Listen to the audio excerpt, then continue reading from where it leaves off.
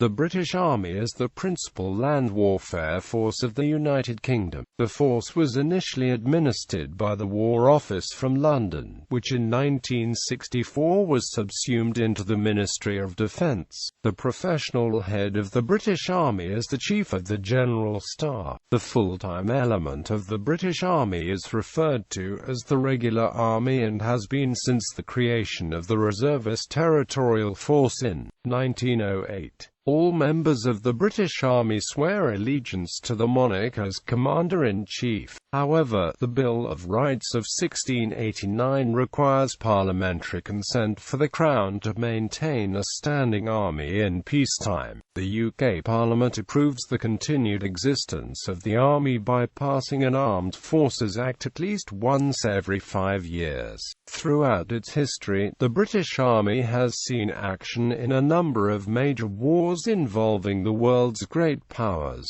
including the 7 Years' War, the Napoleonic Wars, the Crimean War, the First World War and Second World War. Repeatedly emerging victorious from these decisive wars allowed Britain to influence world events with its policies and establish itself as one of the world's leading military and economic powers. Since the end of the Cold War, the British Army has been deployed to many conflict zones, often as part of an expeditionary force or a United Nations peacekeeping operation. Additionally, the British Army maintains several permanent overseas postings. History. The English Army was first established as a standing military force in 1660. In 1707 many regiments of the English and Scottish armies were already combined under one operational command and stationed in the Netherlands fighting in the War of Spanish Succession. Consequently, although the regiments were now part of the new British military establishment, they remained under the same operational command. And so not only were the regiments of the old armies transferred in situ to the new army, so too was the institutional ethos, customs, and traditions of the old standing armies that had been created shortly after the restoration of the monarchy 66 years earlier. The order of seniority of the most senior line regiments in the British Army is based on the order of seniority in the English Army. Scottish and Irish regiments were only allowed to take a rank in the English Army from the date of their arrival in England or the date when they were first placed on the English establishment. For example, in 1694 a board of general officers was convened to decide the rank of English, Irish and Scots regiments serving in the Netherlands. The regiment that became known as the Scots Greys were designated as the 4th Dragoons because there were 3 English regiments raised prior to 1688 when the Scots Greys were first placed on the English establishment. In 1713, when a new board of general officers was convened to decide upon the rank of several regiments, the seniority of the Scots Greys was reassessed and based on their entry into England in June 1685.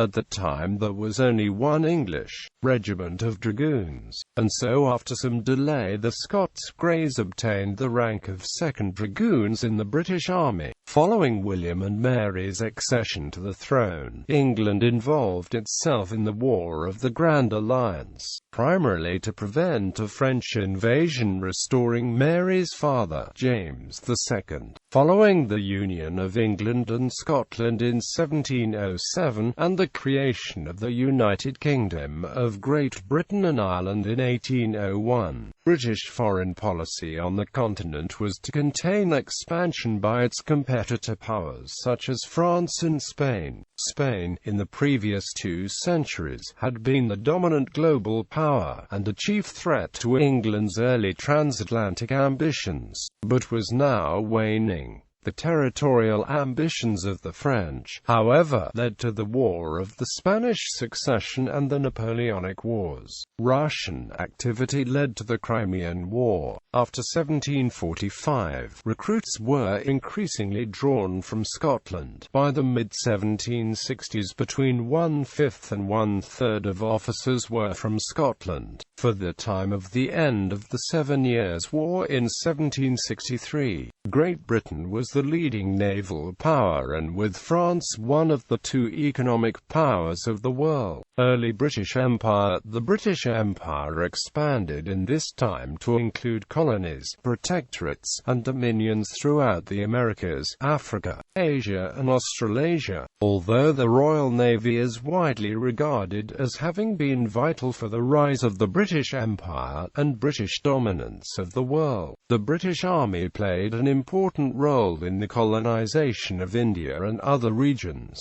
British soldiers also helped capture strategically important territories, allowing the empire to expand. The army was also involved in numerous wars to pacify the borders, or to prop up friendly governments, and thereby keep other, competitive, empires away from the British Empire's borders. Among these actions were the 7 Years' War, the American Revolutionary War, the Napoleonic Wars, the First and Second Opium Wars, the Boxer Rebellion, the New Zealand Wars, the Sepoy Rebellion of 1857, the First and Second Boer Wars, the Fenian Raids, the Irish War of Independence, its serial interventions into Afghanistan, and the Crimean War. It had its predecessor, the English Army. The British Army fought Spain, France, and the Netherlands for supremacy in North America and the West Indies, with native and provincial assistance. The army conquered New France in the North American theater of the 7 Years' War and subsequently suppressed a Native American uprising in Pontiac's War. The British Army suffered defeat in the American War of Independence, losing the 13 colonies but holding on to Canada. The British Army was heavily involved in the Napoleonic Wars and served in multiple campaigns across Europe, the Caribbean, North Africa and later in North America. The war between the British and the First French Empire of Napoleon Bonaparte stretched around the world and at its peak in 1813. The regular army contained over 250,000 men. A coalition of Anglo-Dutch and Prussian armies under the Duke of Wellington and Field Marshal von Blücher defeated Napoleon at the Battle of Waterloo in 1815. The English had been involved, both politically and militarily, in Ireland since being given the Lordship of Ireland by the Pope in 1171.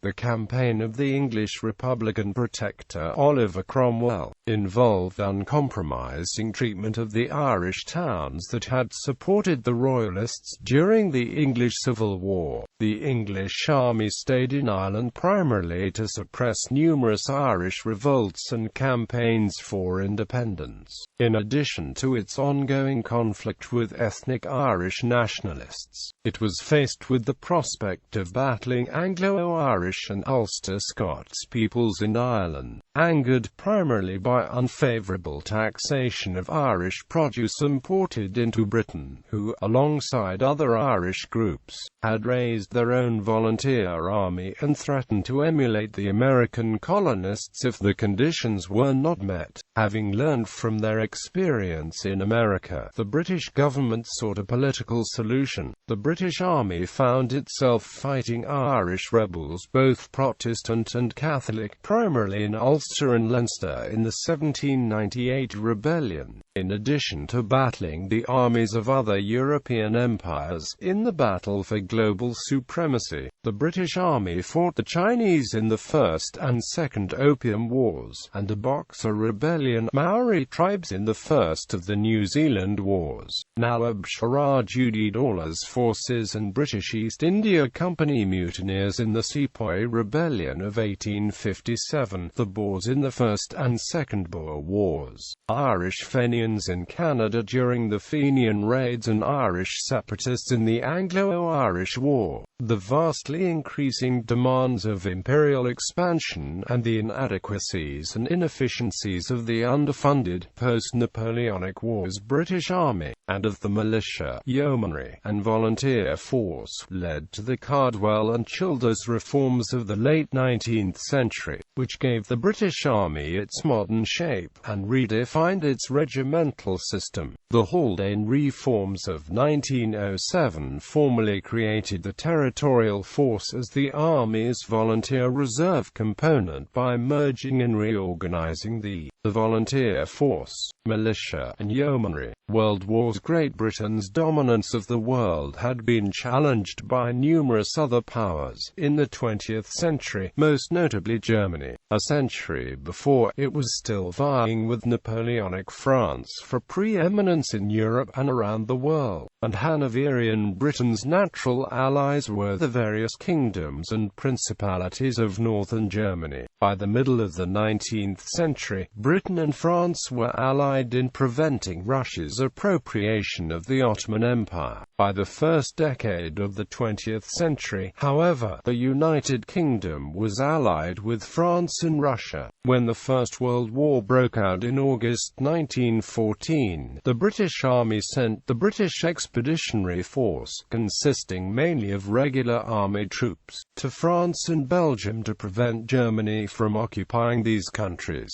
The British Army created the Mediterranean Expeditionary Force in Egypt and sent it to Gallipoli in an unsuccessful attempt to capture Constantinople and secure a sea route to Russia. After the retreat from Gallipoli, nearly 400,000 men in 13 divisions from the Mediterranean Expeditionary Force and the force in Egypt formed a strategic reserve in Egypt called the Egyptian Expeditionary Force, with most of the strategic reserve sent to the Western Front, the EEF, now consisting of 2 British infantry and 1 Australian and New Zealand mounted division in the Eastern Force, successfully defend the Suez Canal and Romani in 1916 from German and Ottoman incursions. This force captured the Sinai and garrisoned the extended lines of communication, but in early 1917 their advance was stopped at Gaza until towards the end of the year, when a greatly enlarged force of infantry and mounted troops captured Beersheba, most of southern Palestine and Jerusalem. The EEF, now including Indian Army units which replaced a number of British units sent to the Western Front, captured the southern Jordan Valley in 1918 and carried out 2 major, but unsuccessful attacks to Amman and Assault and occupied part of the Jordan Valley, during preparations for his final successful assault in September at the Battle of Megiddo. As a result of the EEF's capture of 2 Ottoman armies, an armistice with the Ottoman Empire was signed on the 31st of October 1918. The First World War was the most devastating in British military history, with nearly 800,000 men killed and over 2 million wounded. In the early part of the war, the professional force of the BEF was virtually destroyed and, by turns, a volunteer force replaced it. Major battles included the Battle of the Somme and the Battle of Passchendaele. Advances in technology saw advent of the tank, with the creation of the Royal Tank Regiment, and advances in aircraft design, with the creation of the Royal Flying Corps, which were to be decisive in future battles.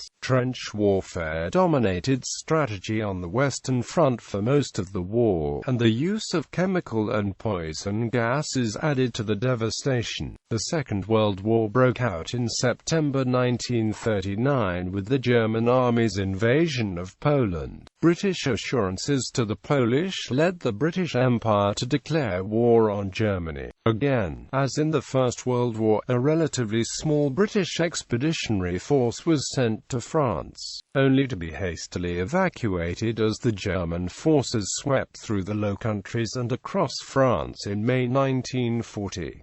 Only the Dunkirk evacuation saved the entire BEF from capture. Later, however, the British would have spectacular success defeating the Germans and Italians at the Battle of El Alamein in North Africa from 1940 to 1943, Italy, and in the D-Day invasion of Normandy on June 6, 1944, with the help of American, Canadian, Australian, New Zealand, Indian and Free French forces. Almost half of the Allied soldiers on D-Day were British. In the Far East, the British Army battled the Japanese in the Burma Campaign. The Second World War saw the British Army develop its Special Air Service, Commando units and the Parachute Regiment. Over 146,000 British soldiers lost their lives during the Second World War.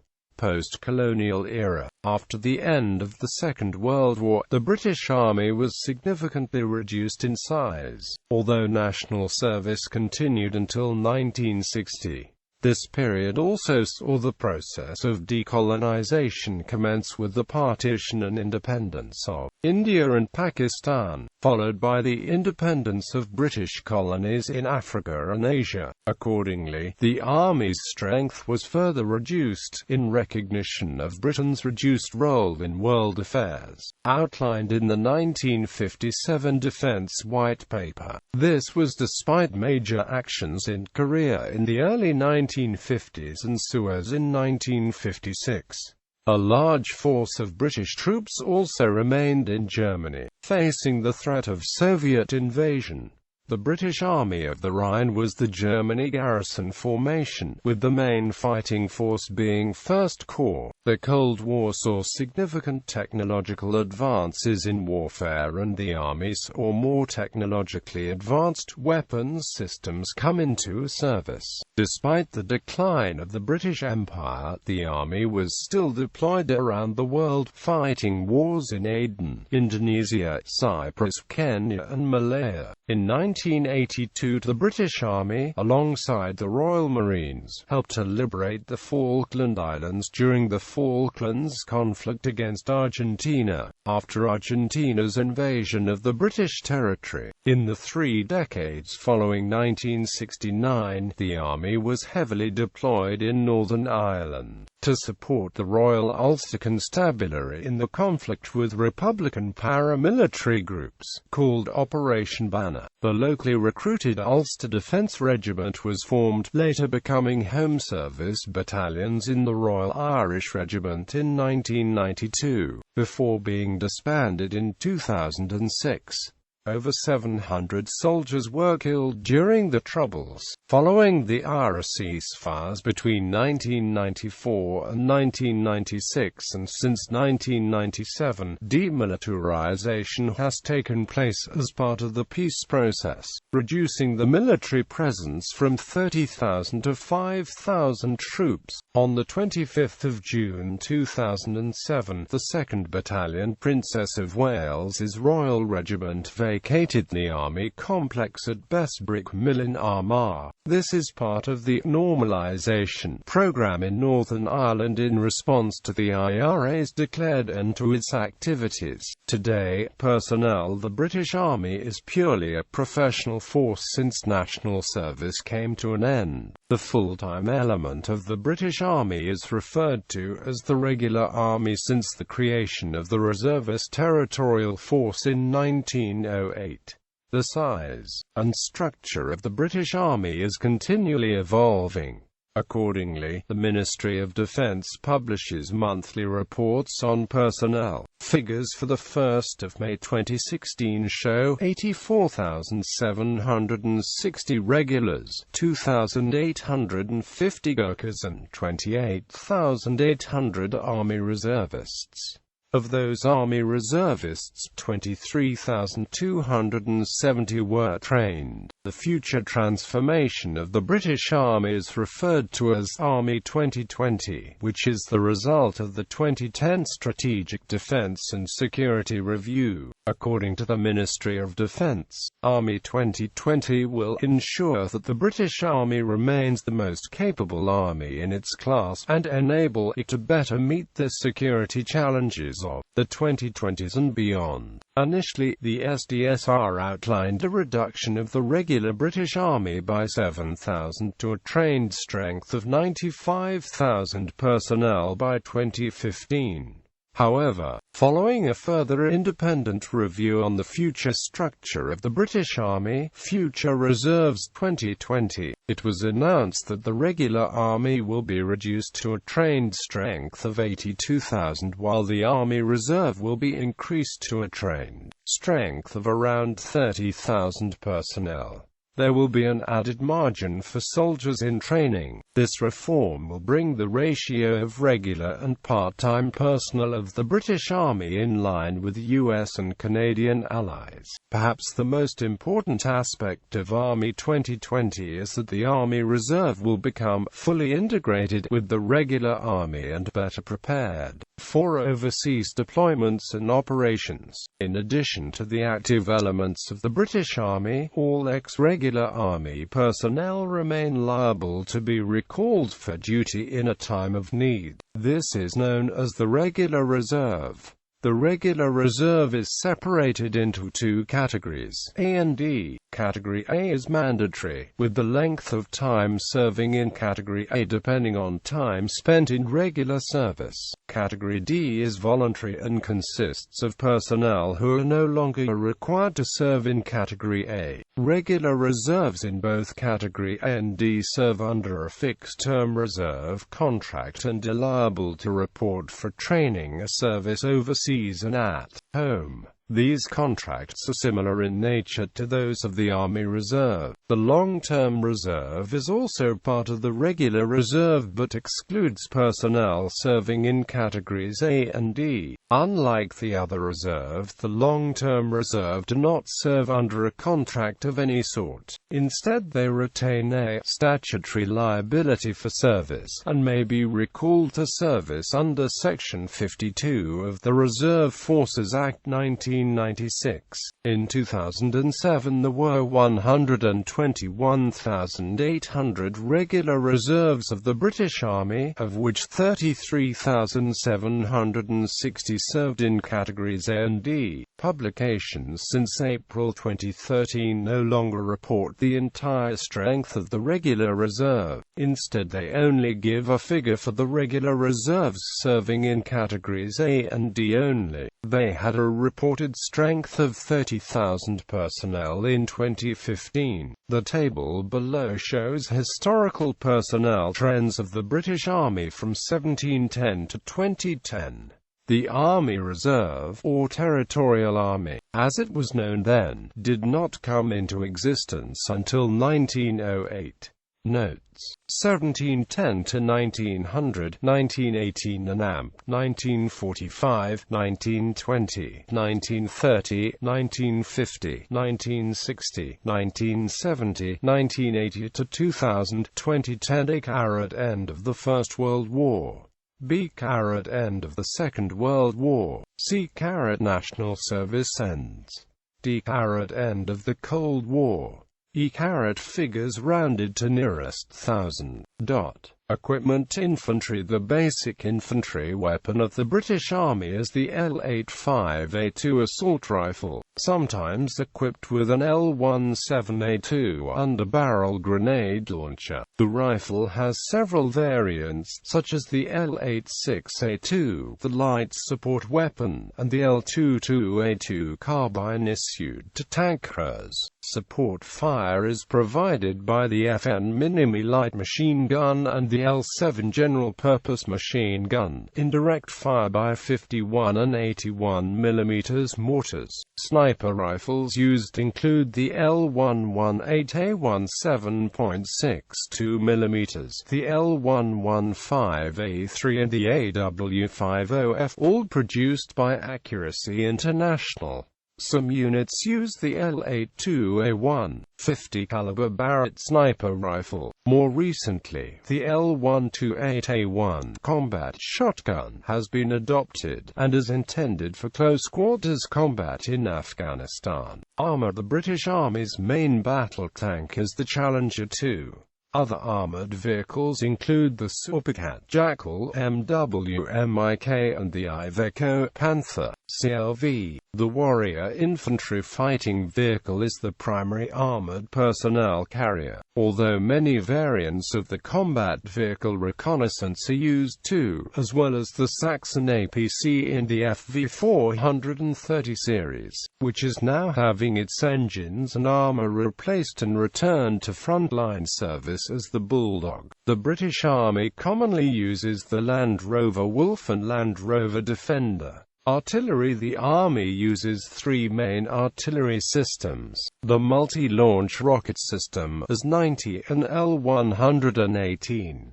The MLRS was first used operationally in Operation Granby and has a range of 70 kilometers. The AS-90 is a 155 mm self-propelled gun. The L-118 light gun is a 105 mm towed gun used primarily in support of 16 Air Assault Brigade, 19 Light Brigade and 3 Commando Brigade. The Rapier FSC missile system is the Army's primary battlefield air defense system, widely deployed since the Falklands War, and the Starstreak HVM is a surface-to-air weapon, launched either by a single soldier or from a vehicle-mounted launcher. Army aviation. The Army Air Corps provides direct aviation support for the Army, although the RAF also contributes by providing support helicopters. The primary attack helicopter is the Westland WA-64 Apache, a license-built, modified version of the US R-64 Apache, which replaced the Westland Lynx AH-7 in the anti-tank role. The Lynx remains in service as an armed escort, surveillance and light utility helicopter.